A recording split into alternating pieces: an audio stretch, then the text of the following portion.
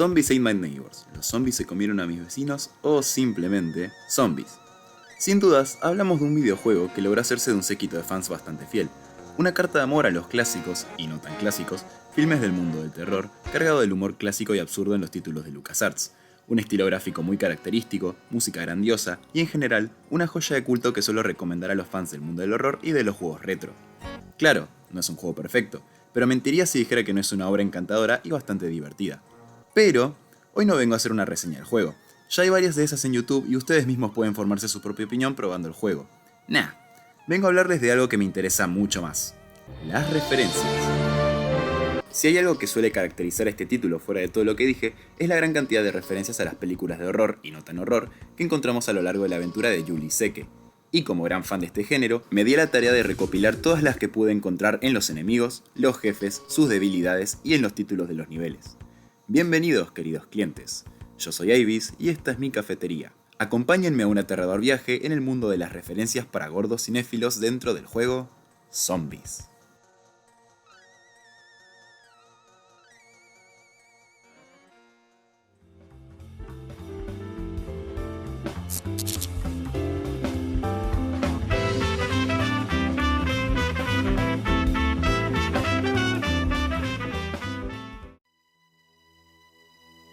Vamos a iniciar con los monstruos a los que nuestros protagonistas se enfrentan.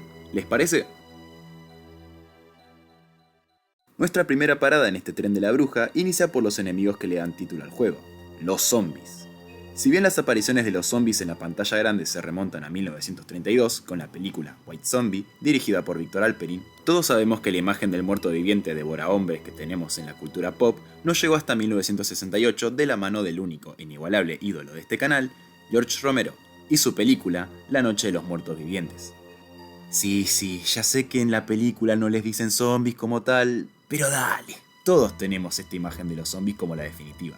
De resto, su lento andar, la piel con un tono pálido verde y varios detalles en los niveles de los que hablaremos más adelante dejan muy clara la inspiración de estos enemigos.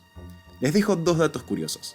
Los zombies que vemos en la portada más conocida del juego son de hecho zombies de un frame real de la anteriormente mencionada La Noche de los Muertos Vivientes. Por la actriz, no me pregunten.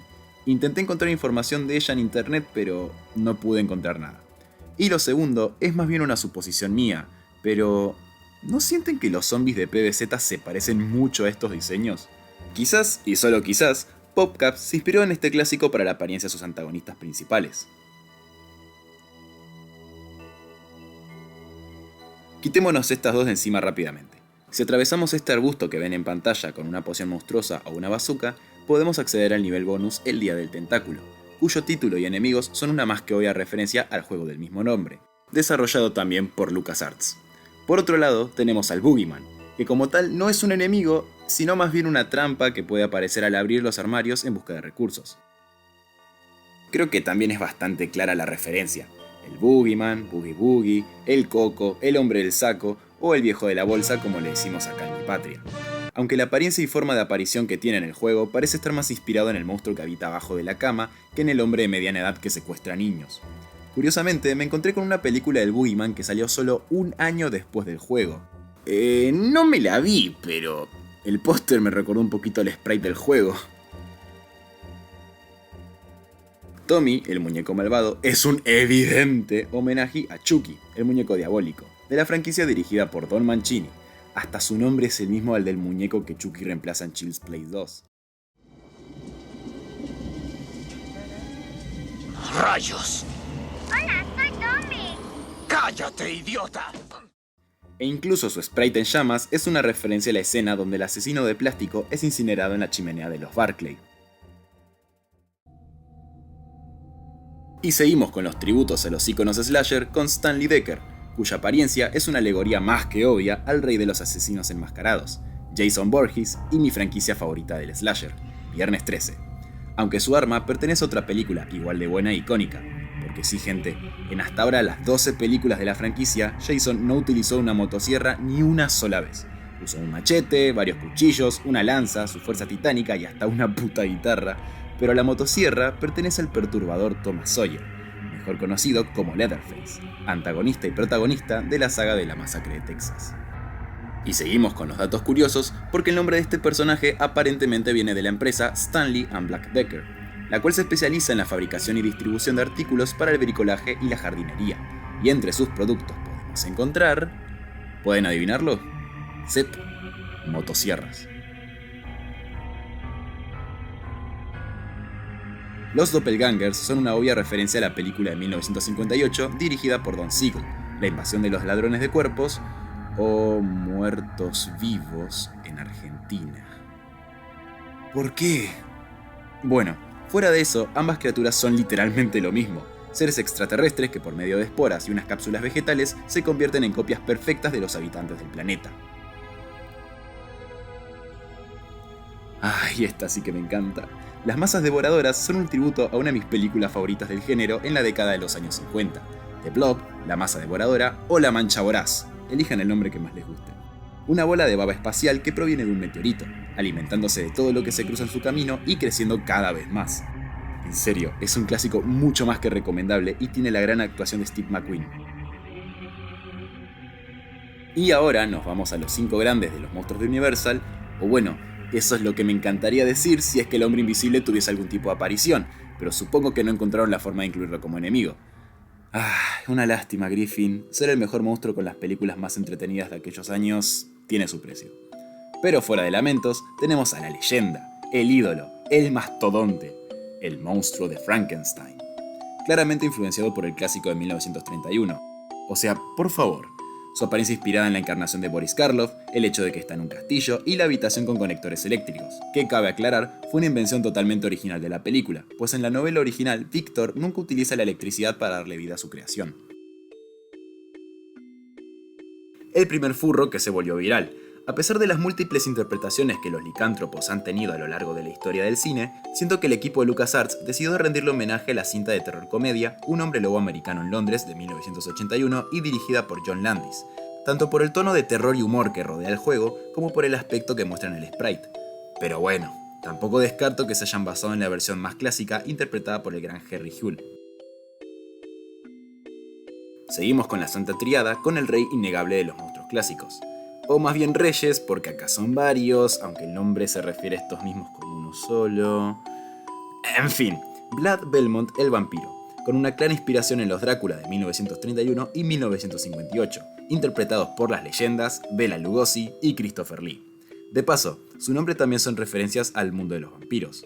Primero, su nombre, Vlad, una referencia a Vlad Tepes de Valaquia, mejor conocido como Vlad Drácula, cuyo significado era Vlad, hijo del dragón, o Vlad, hijo del demonio. Tomen un shot por cada vez que dije Vlad. Y la segunda referencia viene de una franquicia de videojuegos muy popular y que fundó un género entero. Legacy of Castlevania, con su personaje más conocido, aparte del rey de los vampiros, Simon Belmont o Bellamont en francés. Los monstruos de Universal no paran, porque se suma el cuarto grande y el primer monstruo original de la productora, las momias. Bueno, con este la tenemos más fácil, debido a que la interpretación y mejor versión, dirigida por Stephen Sommers y protagonizada por Brendan Fraser y Arnold Vosloo, no saldría hasta 6 años después de este juego, por lo que obviamente nuestros enemigos están basados en la película de 1932 interpretado por, de nuevo, Boris Karloff. Finalmente, cerramos con los monstruos clásicos con los hombres calamar, siendo una más que obvia referencia a Gilman, el monstruo de la Laguna Negra, antagonista de la película del mismo nombre o también conocida como La Dama y el Monstruo, interpretado por Rico Brewing, un gran clásico de la ciencia ficción y según Wikipedia, una de las películas que más influenció a nuestro querido Steven Spielberg para su película Tiburón, y fuente de inspiración para el peliculón de La forma del agua, dirigida por mi rey Guillermo del Toro. Dato curioso, esta es la primera película en la que apareció Clint Eastwood, solo sale como 2 segundos, pero ¡hey! Ahí tienen un dato de la historia del cine para espantar mujeres. Y bueno, acá empiezan las referencias a las películas de culto, así que prepárense.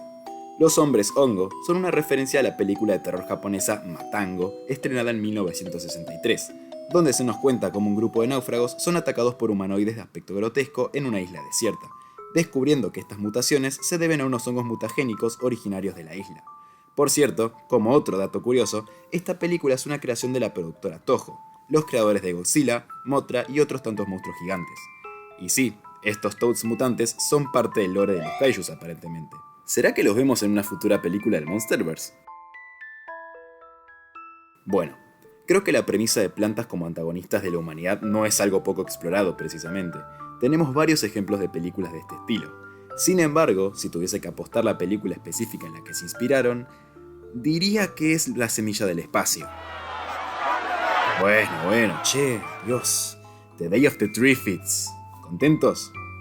Una película de 1963 donde una lluvia de meteoritos esparcen una serie de esporas que terminan mutando las plantas en unos seres ficticios llamados trífidos. Otra premisa que no debe extrañar a nadie. Los aliens son amenazas constantes en el cine desde 1902 con Viaje a la Luna. Y en el terror, ni se diga.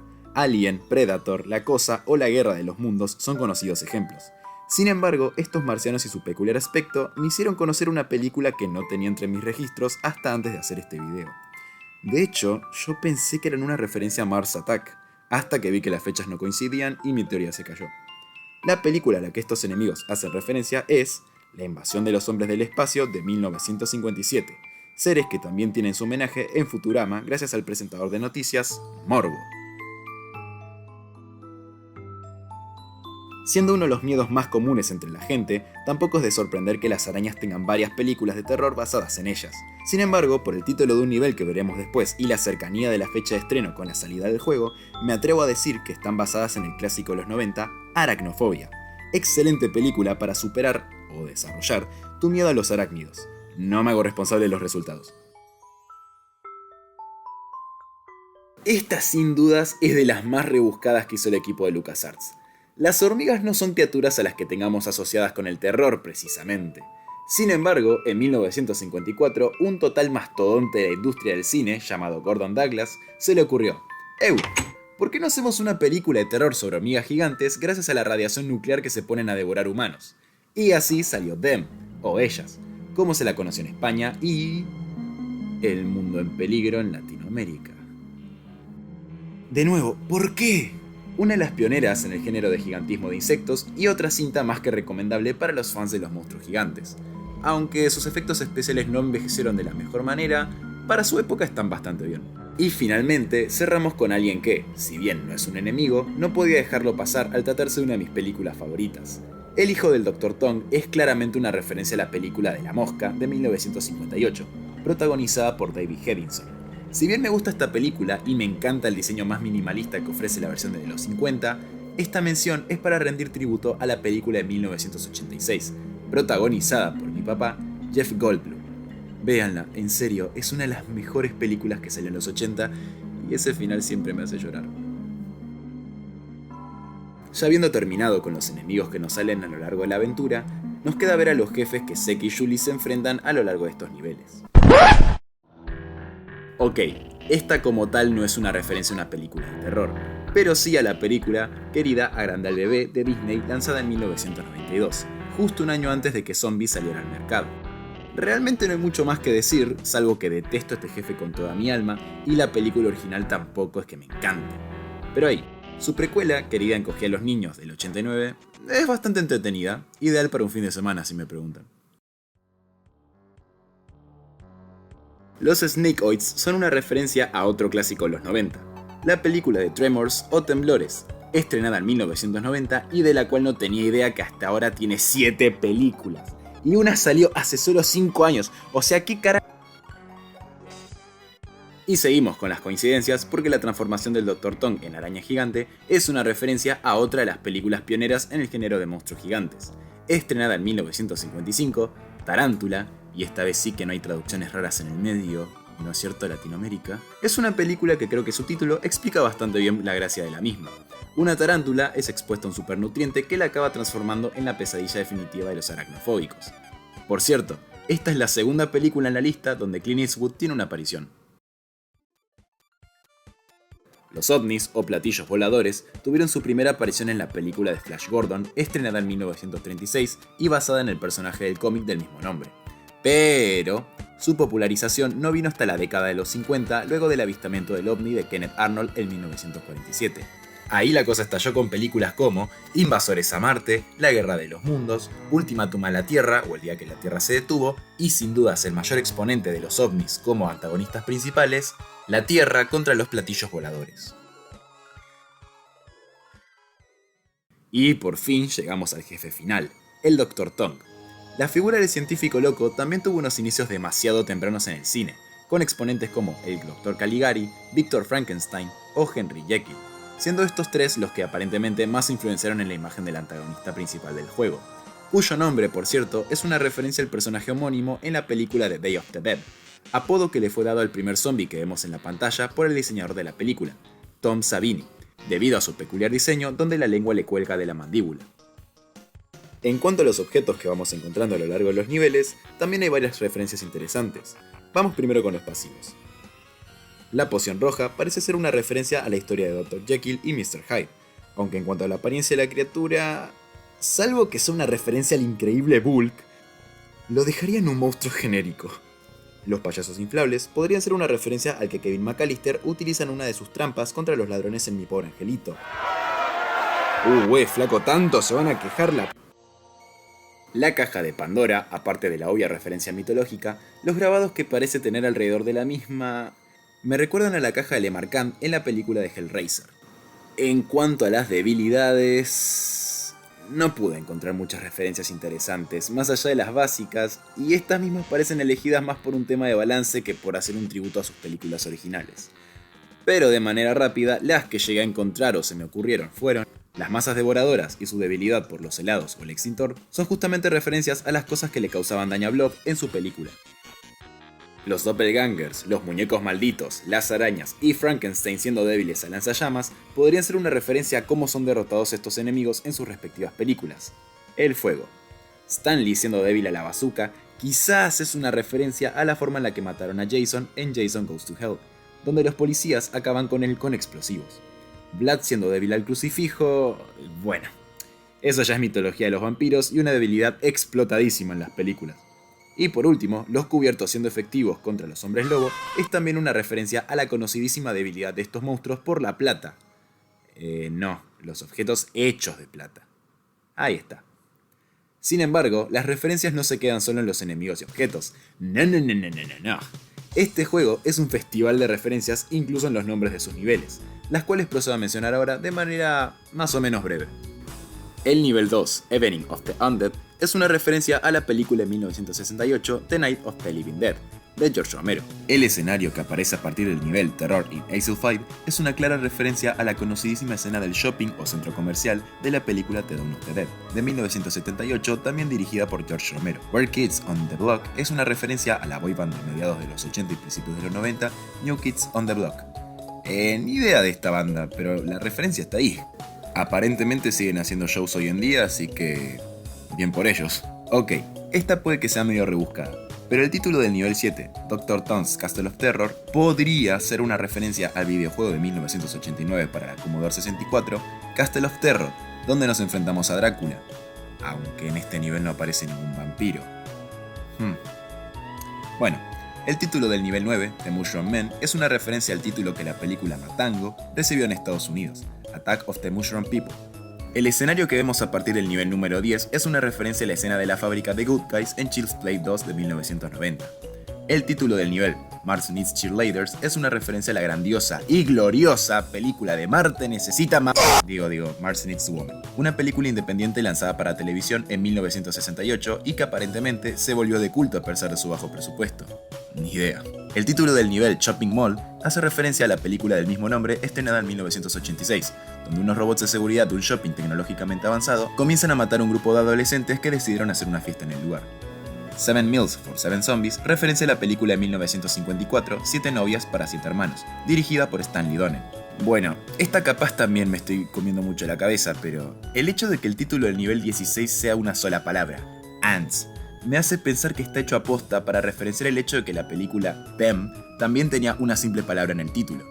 De nuevo, quizás soy solo yo comiéndome la cabeza. Office of the Doomed es una posible referencia a la película Mansion of the Doomed de 1976, película donde un cirujano secuestra gente para arrancarles los ojos y hacerle un trasplante a su hija, quien perdió la vista luego de un accidente de auto. El título del nivel 19, Nightmare on Terror Street, es una obvia referencia a la franquicia de Nightmare on Elm Street, la saga de nuestro querido Federico Krueger desde 1984. El título del nivel 21 es una referencia a la película anteriormente mencionada, El día que la Tierra se detuvo, de 1951. La venganza del Dr. Tongue podría ser una referencia a la película La venganza del hombre invisible, que hasta donde sé fue la primera película de los monstruos de Universal en llevar la venganza en el título. Así que ahí tenés Griff. Aunque no saliste en el juego, al menos tuviste tu rebuscadísima referencia en el título de un nivel. Y siguiendo con estas referencias rebuscadas, el nivel bonus, El hijo del Dr. Tongue, podría ser una referencia a la película El hijo de Frankenstein. El nivel 25, Look Who's Shopping, podría ser una posible referencia a la película Mira quién habla de 1984. Otro peliculón muy divertido que les recomiendo mucho. Where the Red Fern Grows es una posible referencia a la película del género drama Where the Red Fern Grows de 1974. Dance with Werewolves es una referencia a otra película de drama western, Danza con los lobos de 1990, dirigida y protagonizada por Kevin Costner. El nivel 28, La marca del vampiro, es una clarísima referencia a la película del mismo nombre, estrenada en 1935 y protagonizada por el rey vampiro, Bela Lugosi. Horror en el piso 13 es una referencia al thriller lanzado para televisión Pesadilla en el piso 13 en el Halloween de 1990, la cual se inspira en la creencia aparentemente popular en Estados Unidos sobre que el piso 13 es un símbolo de mala suerte en los edificios. Cosas de yankees. Look Who's Coming to Dinner es una referencia a la película Guess Is Coming to Dinner de 1967, una de las primeras cintas en presentar un matrimonio interracial y que encima la película gira en torno a esta misma premisa y los prejuicios de la sociedad estadounidense de la época. Se las recomiendo mucho. Y dale, es solo cambiarle una palabra, la referencia es obvia. Curse of the Pharaohs es una evidente referencia a la leyenda urbana de la maldición de Tutankamón, una superstición donde se atribuía la muerte de las personas que participaron en la excavación de la tumba del faraón a una maldición lanzada por el espíritu de este mismo. Y sí, de esta creencia salió la idea para hacer la película de la momia en primer lugar.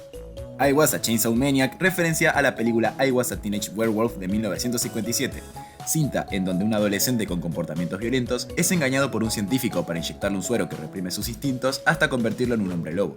Pero curiosamente, en este nivel no sale ningún hombre lobo. El nivel Monster Phobia parece ser una referencia a la película Arachnofobia que les mencioné antes. Lo digo más que nada porque, bueno, aparte del nombre del nivel, enfrentamos a la tarántula gigante, el sótano está lleno de telarañas, y las arañas son uno de los tantos enemigos que salen en el nivel. O sea, ¿soy el único que lo ve? El laberinto de los horrores es una referencia a la película musical de comedia y terror La tiendita de los horrores, estrenada en 1986 como adaptación del musical del mismo nombre, donde una planta proveniente del espacio exterior convence a un despistado y torpe florista a que cuide de ella y la alimente con sangre humana a cambio de mantener su negocio rentable. Otra película que espero que se hayan anotado para ver después de este video. Y una de mis referencias favoritas tiene que ser la del nivel Destroy All Vampires, siendo una referencia a la película de Kaijus Destroy All Monsters de 1968, un crossover que a pesar del innecesario tiempo en pantalla que le dan a los humanos en algunas escenas que no vienen a cuento, tiene una acción monstruosa más que aceptable y varios de los favoritos.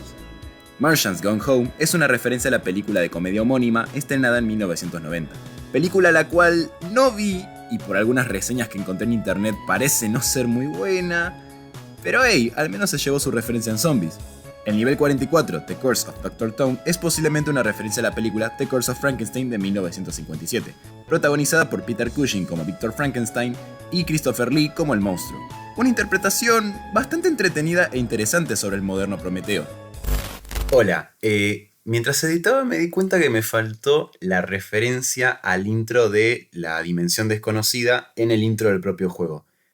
Perdonen este corte tan anticlimático. Y finalmente tenemos el nivel bonus de los créditos, siendo un guiño al equipo que hizo capaz esta joyita de la Super Nintendo y de la Sega Mega Drive. Si vos y un amigo no tienen nada mejor que hacer, háganme caso, descarguen un emulador con multiplayer y échense una partida de este clásico.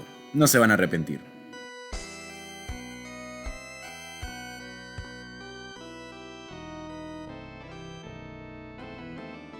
A pesar de que no sea un juego perfecto y pueda pecar de algunas mecánicas algo arcaicas, es innegable el gran cariño que se nota en este título.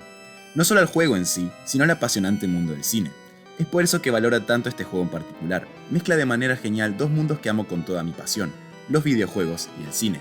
Ojalá algún remake sea lanzado pronto, arreglando los detalles que puedan espantar a algunos de los jugadores más nuevos, para que Zombies vuelva a tener un espacio en el corazón de los jugadores, más allá de la nostalgia. Y sin nada más que decir, yo fui Avis, y acá está su cuenta.